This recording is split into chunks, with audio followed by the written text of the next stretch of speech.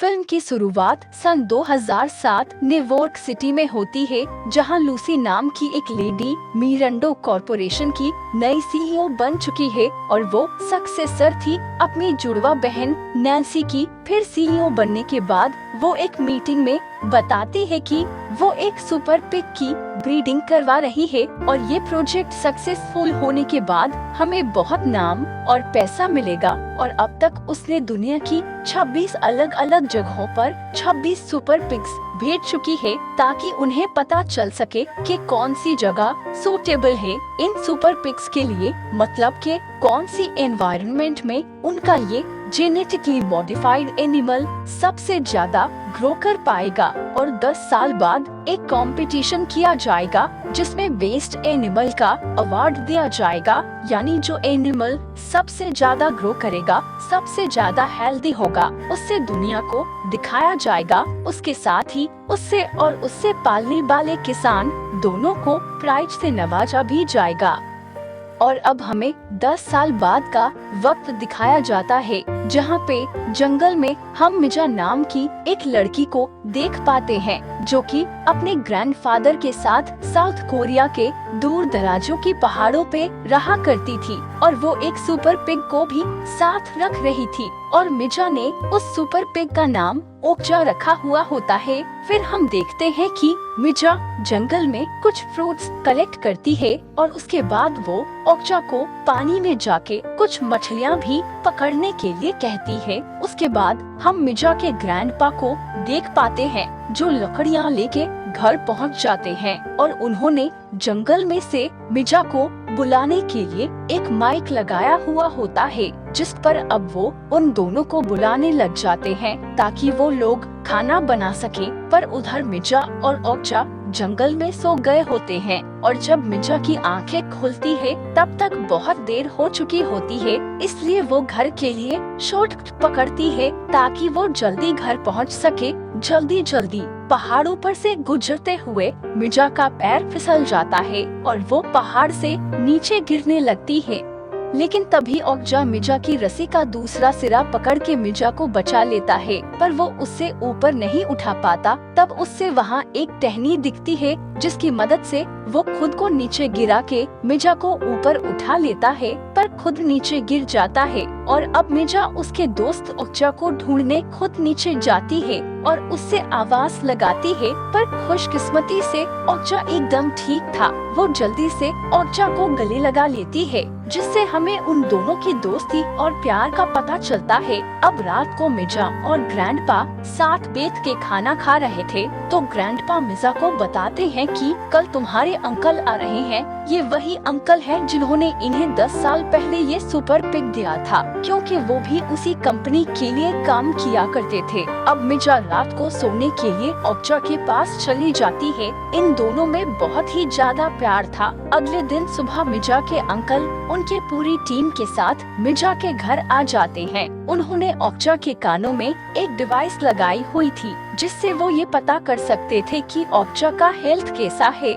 वहीं हम एक जूलॉजिस्ट डॉक्टर जॉनी को देख पाते हैं, जो सुपर पिग की ब्रीडिंग किया करते थे, और वो जब मिजा के सुपर पिग को देखते हैं तो हैरान हो जाते हैं, क्योंकि उन्होंने इतना बड़ा सुपर पिग अपनी जिंदगी भर में नहीं देखा था। अब वो अपनी कंपनी की प्रमोशन के लिए एक वीडियो बनाते हैं, जिसमें वो ये बताते हैं कि हमने आज से 10 साल पहले दुनिया के अलग अलग जगहों पे आपने सुपर पिग्स छोड़े हुए थे, पर अब तक जितने भी पिग्स मिले उनमें से ओक्चा जितना बड़ा सुपर पिग हमने कहीं भी नहीं देखा, और इसलिए बेस्ट सुपर पिग का खिताब मिजा और उसके ग्रैंडपा को मिल जाता है। डॉक्टर मिजा के ग्रैंडपा से पूछते हैं कि आपने इससे कैसे रखा, ये इतना हेल्दी कैसे है? तो ग्रैंडपा बताते हैं कि हमने उससे खुले पहाड़ों में छोड़ दिया, और जो भी कोई नेचर के करीब रहता है वो हेल्दी तो होगा ही। अब ग्रैंडपा मिजा को उसके पेरेंट के समाधि के पास ले जाते हैं। वहाँ पर वो उसको एक गोल्ड का पिग देते हैं। वो पूछती है ये किस लिए, तो वो उससे बताते हैं कि फिलहाल ओक्चा तुमसे दूर जा रहा है, इसलिए तुम इससे रख लो।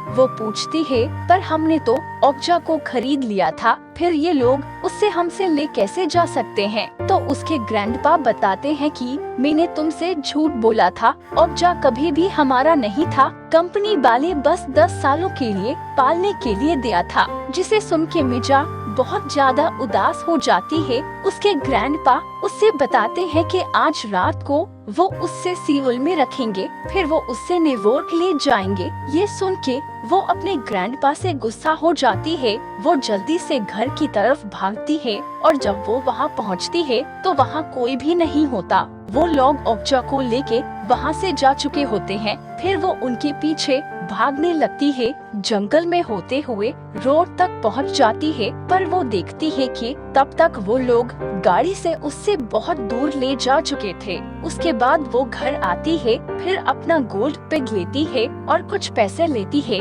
वो अपने ग्रैंडपा से कहती है कि मैं ओक्जा को बचाऊंगी, पर उसके ग्रैंडपा उससे बताते हैं कि वो दूसरों का खाना बनेगा और यही उसका डेस्टिनी है। तुम और मैं इस चीज को नहीं बदल सकते।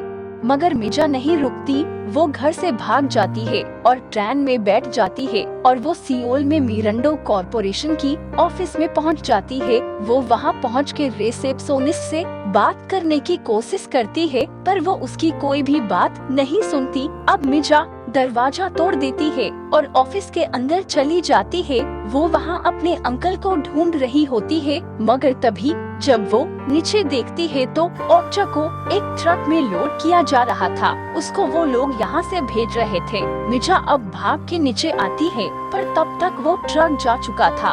वो फिर भी हिम्मत नहीं हारती और उस ट्रक के पीछे भागती रहती है और भागते भागते वो उस ट्रक के ऊपर चढ़ जाती है।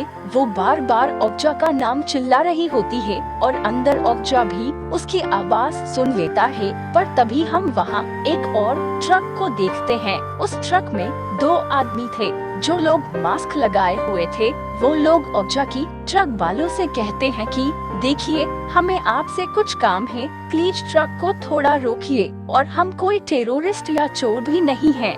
मिजा के अंकल और उनका ड्राइवर ये सब सुन के हैरान थे कि ये लोग कौन हैं। तभी ट्रक एक टनल में चला जाता है और वो दूसरी ट्रक ओक्जा वाले ट्रक को धक्का देके रोक लेता है और वो लोग ओक्जा को आजाद कर देते हैं। मिजा अब ओक्जा को दूर से बुलाती है। ओक्जा मिजा को देख के उसकी तरफ भागने लगता है और मिजा को अपने ऊपर बिठा के वहाँ से भाग जाता है। वो लोग भागते हुए टनल से रोड पर आ जाते हैं और फिर एक अंडरग्राउंड मॉल में आ जाते हैं। वही मास्क पहने हुए लोग भी उनका पीछा कर रहे होते हैं। अब भागते भागते मिजा और ओक्जा का हालत खराब हो जाता है, पर तभी ब्लैक मास्क पहने लोग उन्हें ट्रक में बैठा कर वहाँ से ले जाते हैं। अब वो मिजा को बताते हैं कि वो लोग एल्फ यानी एनिमल लिबरेशन फ्रंट से हैं और वो एनिमल लवर्स हैं। उनका काम मुसीबत में पड़े एनिमल्स को छुड़ाना है, इसलिए उन्होंने ओक्जा को भी बचाया है और पिछले 40 साल से ये फ्रंट यही काम कर रहा है। एल्फ का लीडर जे अब मिजा से बताता है कि कंपनी वाले अब ओक्जा को एक लैब में भेजेंगे। वहाँ पर उस पर अलग अलग एक्सपेरिमेंट्स किए जाएंगे, इसलिए उन लोगों को ओक्जा की कान में एक डिवाइस लगानी होगी, जिसके बाद वो लोग ओक्जा को उस लैब में भेज देंगे ताकि जब ओक्जा पर एक्सपेरिमेंट्स किए जाएं तब ये लोग उन सब को रिकॉर्ड कर सकें और पूरी दुनिया को दिखा सकें। मगर इन सब में उनके फ्रंट का एक रूल ये भी था कि अगर मिजा ना बोल देगी तो वो कभी भी ओक्जा को उस लैब में नहीं भेजेंगे। और यहाँ पर मिजा कहती है कि वो ओक्जा के साथ दोबारा पहाड़ों में वापस जाना चाहती है, मगर वहाँ जेका एक साथी के झूठ बोल देता है कि मिजा हमारी बात से राजी है, वो इस एक्सपेरिमेंट के लिए तैयार है, जबकि मिजा को इंग्लिश समझ नहीं आता। अब वो लोग ओक्जा के कानों में एक डिवाइस लगा देते हैं और मिजा और ओक्जा को वही ट्रक में छोड़कर वो लोग पानी में कूद जाते हैं। अब वहाँ पर पुलिस आ जाती है। इन सब के वजह से मिरांडा कॉर्पोरेशन की बहुत बदनामी हो जाती है कि कैसे एक छोटी बच्ची और उसके दोस्त को कॉर्पोरेशन वाले अलग कर रहे हैं। ये सब देखने के बाद कंपनी की सीईओ एक प्लान करती है कि हमारे आने वाले एनिमल कंपटीशन में हम मिर्जा और ओक्जा को मिला देंगे, जिससे हमारी और बदनामी नहीं होगी और दुनिया के सामने हमारा नाम भी फिर से ठीक हो जाएगा। फिर हम आसानी से अपना काम करवा लेंगे। उसके बाद मिर्जा के अंकल, जो कि उसी कॉर्पोरेशन के लिए काम किया करते थे, वो मिर्जा को अपने साथ लेके न्यूयॉर्क के लिए निकल जाते हैं और कंपनी के कहने पर वहाँ बहुत सारे मीडिया वाले उन लोगों के तस्वीरें खींचते हैं ताकि कॉर्पोरेशन की गिरती हुई इज्जत को बचाया जा सके। और वो लोग मिर्जा और ओक्जा को मिलाने की कोशिश कर रहे हैं। ये न्यूज़ सारी दुनिया में फैल जाए। अब प्लेन में मिर्जा एक इंग्लिश की बुक भी पढ़ती है ताकि उससे थोड़ी बहुत इंग्लिश समझ में आ जाए। उसके बाद हम ओक्जा को देख पाते हैं, जिसको कि अब लैब में भेज दिया गया था। वहाँ लैब में और भी बहुत सारे एनिमल्स थे। वहाँ के डॉक्टर्स ओक्जा जिसे बड़ा एनिमल देख के हैरान थे। उस तरफ एल्फ के लोग भी इन सब का रिकॉर्डिंग करना चालू कर दिए थे। उस तरफ लैब में डॉक्टर ओक्जा से जबरदस्ती ब्रीडिंग करवाते हैं। ये सब जब एल्फ वाले देख रहे थे, तब उनका वो साथी के जिसने झूठ बोला था कि मिर्जा ओक्जा को लैब में भेजने को राजी है, वो अब सारी सच्चाई सबको बता देता है कि मिर्जा तो कभी भी इस एक्सपेरिमेंट के लिए तैयार ही नहीं थी। मैंने तो आप लोगों से झूठ बोल दिया था। अब उनके ग्रुप का लीडर के ये सब सुन के जे को बहुत मारता है और उसे काम से निकाल देता है, क्योंकि ऐसा करना फ्रंट के रूल्स के खिलाफ था। उधर डॉक्टर ओक्जा के मीट को निकालता है और उससे सबको टेस्ट करने को देता है। सब लोग उसके मीट को खा के बहुत ही ज्यादा हैरान थे कि जितना वो हेल्दी था उतना टेस्टी भी। उधर मिर्जा के होटल में मिर्जा को रेडी किया जा रहा था। तभी उसके रूम में एल्फ का लीडर आ जाता है, जो कि अब उसका हेल्प करने पहुंच चुका था। वो बताता है कि हम लोगों ने प्लान कर लिया है, अब तुम फिक्र मत करो, हम तुम्हें और तुम्हारे फ्रेंड ओक्जा को बचा लेंगे और इस कॉर्पोरेशन को एक्सपोज भी कर देंगे, क्योंकि उनके पास अब लैब की सारी रिकॉर्डिंग भी आ चुकी है।